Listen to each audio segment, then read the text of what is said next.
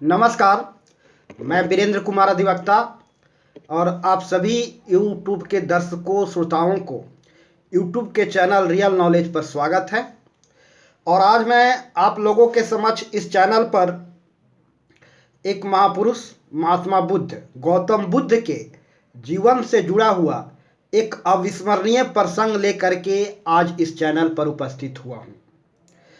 जैसा कि आप महात्मा बुद्ध के बारे में कहानियाँ पढ़ी है, महात्मा बुद्ध के बारे में सुना है, महात्मा बुद्ध के बारे में बहुत कुछ जानते भी होंगे।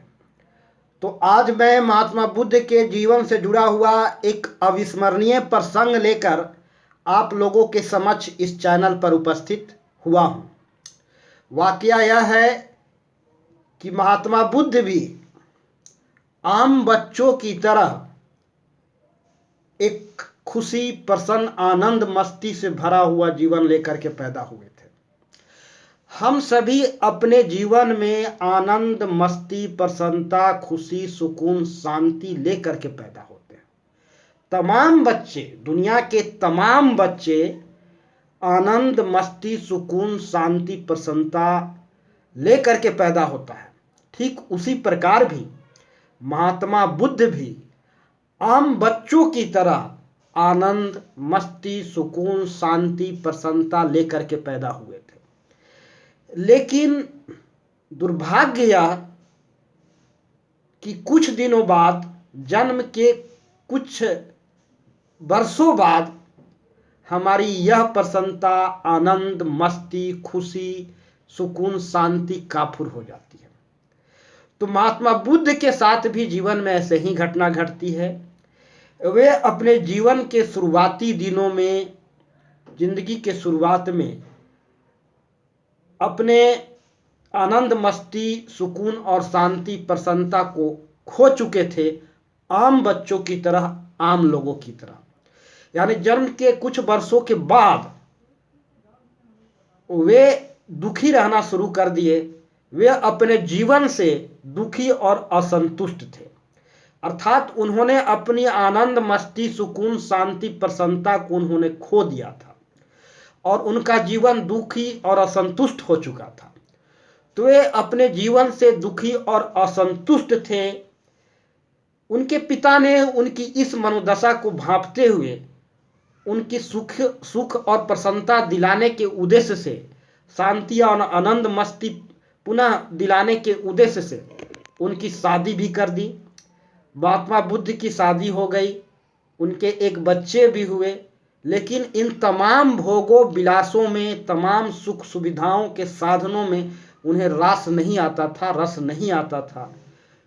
वे अपने जीवन के प्रथम कुछ वर्षों के बाद दुखी और असंतुष्ट जीवन जी रहे थे, काफ़ी अतृप्त थे, काफ़ी दुखी थे और उन्होंने अपने दुख के छुटकारा का उपाय ढूंढ रहे थे आम लोगों की तरह। हम दरअसल करते क्या हैं, हम जन्म से काफ़ी प्रसन्न, सुखी, खुश और आनंद, मस्ती से भरपूर हम जन्म से पैदा होते हैं। परंतु जन्म के कुछ वर्षों के बाद हमारी यह आनंद, मस्ती, सुकून, शांति, प्रसन्नता काफुर हो जाती है। महात्मा बुद्ध के साथ भी ऐसे ही घटना घटती है। तो महात्मा बुद्ध ने अपने उस खोई हुई प्रसन्नता को, आनंद को, मस्ती को, सुकून को, शांति को प्राप्त करने के लिए भरसक फिर से प्रयास करने लगा। उन्हें तमाम भौतिक सुख सुविधा के साधनों में, तमाम सुख सुविधाओं में, भोगों में उन्हें कोई रस नहीं आ रहा था। उन्होंने अपने जीवन में शांति और सुकून, आनंद, मस्ती के पुनः प्राप्ति के लिए संन्यास का मार्ग चुना। वे घर गृहस्थी को त्याग करके उन्होंने संन्यास की ओर कदम बढ़ाया और घर छोड़ करके वे बाहर निकल गए। घर त्याग कर उन्होंने निकल गया। उन्होंने इस क्रम में अनेक ऋषियों, मनुष्यों, सन्यासियों, महर्षियों से मिला। सबने अपने अपने स्तर से सुख, शांति, आनंद, मस्ती, सुकून प्राप्त करने के रास्ता बताए। किसी ने कहा योग करो, किसी ने कहा साधना करो, किसी ने कहा उपवास करो। उन्होंने तमाम उपायों को जीवन में उतारा, लेकिन महात्मा बुद्ध को कहीं से पुनः वह खोई हुई शांति, वह प्रसन्नता, वह आनंद, वह मस्ती नहीं प्राप्त हो रहा था। वह भरसक बहुत प्रयास किए, अनेक जगहों पर गए। उस समय के तथाकथित ज्ञानी रूपी अनेकों पाखंडियों से मिले। उन पाखंडियों ने उन्हें तरह तरह की बातें बताई। पाखंडियों ने उन्हें तरह तरह की युक्ति बताया, रास्ता सुझाया। उन तमाम रास्तों पर अमल किया उन्होंने, परंतु उन्होंने अपनी उस खोई हुई आनंद, मस्ती, सुकून और शांति को प्राप्त करने में असमर्थ रहे।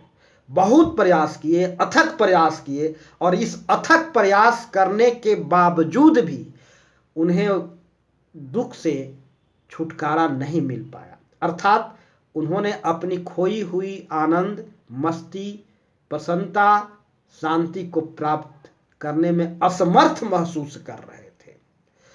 उन्होंने बहुत प्रयास किया, बहुत लोगों से मिला, बहुत ऋषियों से मिला, बहुत महर्षियों से मिला। सब लोगों ने अपने अपने तरफ से उन्हें अनेक उपाय बताए और रास्ता सुझाया, लेकिन उन तमाम उपायों और रास्तों पर अमल करने के बावजूद भी महात्मा बुद्ध को कहीं से जीवन में आनंद, प्रसन्नता, मस्ती, शांति पुनः प्राप्त नहीं हो रहा था, जो वह जन्म से लेकर के आए थे। जन्म के बाद कुछ वर्षों के बाद उन्होंने इन तमाम चीज़ों को खो चुका था, और वह अपनी जीवन में शुरू में, जिंदगी के शुरुआती दिनों में, जन्म के कुछ वर्षों के बाद दुखी और असंतुष्ट जीवन जीने लगे थे। और इसी दुखी और असंतुष्ट जीवन से छुटकारा दिलाने के लिए, छुटकारा प्राप्त करने के लिए उन्होंने संन्यास लिया था, और बहुत सारे लोगों से मिला, लोगों ने रास्ता बताई, लेकिन कहीं से कोई फायदा नहीं हो रहा था। उन्होंने अंततः थक हार करके पुनः अपना घर की ओर प्रस्थान करने की मन में बात सोचा, निर्णय लिया, और महात्मा बुद्ध ने थक हार करके पुनः अपना घर की ओर लौट रहे थे। रास्ते में उन्होंने एक जगह पर थोड़ा विश्राम करना चाहा। एक वृक्ष था, और वृक्ष, एक नदी के किनारे वृक्ष था, और उस वृक्ष के पास बैठ करके वह पुनः विश्राम करने लगे, और पुनः वह सोचने लगे कि क्या घर लौट जाना उचित है। इसी समय वहाँ पर उन्होंने एक घटना को उन्होंने दृष्टिपात किया। उस नदी के किनारे जहाँ वह बैठे हुए थे, एक वृक्ष तले, उस नदी के किनारे एक गिलहरी अपने एक नन्हा छोटा शिशु के साथ बैठा था। दुर्भाग्य से वहां पर नदी में अचानक से हिलोरें आती हैं। नदी की पानी नदी के तट तक आ पहुंचता है, और उस तट पर जो गिलहरी बैठी हुई थी एक मासूम अपने बच्चे के साथ, उस नदी की पानी पुनः उस गिलहरी के बच्चे को उड़ेड़ करके बहा ले जाती है, और फिर वह गिलहरी बेचारी अपने बच्चों से बिछुड़ जाती है। वह गिलहरी बहुत दुखी होती है। वह बहुत दुखी होती है अपने बच्चों के वियोग में। उसका बच्चा वह नदी के पानी के धारा के साथ बह जाता है। नदी में जब हिलोरें आई, नदी के तट पर बैठा हुआ गिलहरी के बच्चे जब उस पानी के साथ पुनः बह गया, तो इस माँ गिलहरी को बहुत दुख हुआ। अपने बच्चे को बिछड़े उसे सहन नहीं हो रहा था। अपने बच्चे को खो जाने का उसे बहुत दुख था। वह उसके वियोग में तड़प रही थी। वह बच्चे को पुनः प्राप्त करने के लिए, अपने जिगर के टुकड़ा को, अपने मासूम बच्चों को पुनः प्राप्त करने के लिए वह नदी के किनारे में जाती, डुबकी लगाती। वह चाहती किसी तरह मेरा बच्चा मिल जाए। वह बार बार वह नदी के किनारे में जाती, डुबकी लगाती, बाहर आती, फिर अपने शरीर को झाड़ती। फिर वह गिलहरी फिर वो नदी के किनारे में जहाँ उसकी बच्चा डूबा था वहाँ पर जाती। वह माँ गिलहरी फिर उस बाहर निकलती और फिर अपने शरीर को झाड़ती, और यह क्रम लगातार चल रहा था, कंटिन्यू चल रहा था।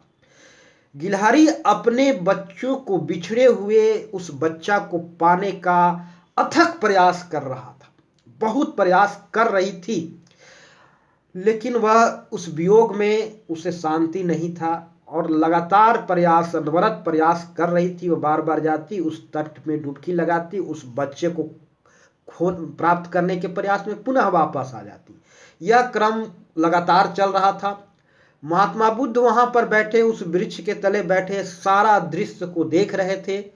अंत में गिलहरी हार नहीं मान रही थी और अंतिम सांस तक वह प्रयास करती रही अपनी उस खोई हुई बच्चा को प्राप्त करने के लिए, और उसका शरीर लगातार भींगता रहा और धीरे धीरे वह काफी कमजोर होकर अपना प्राण त्याग दी।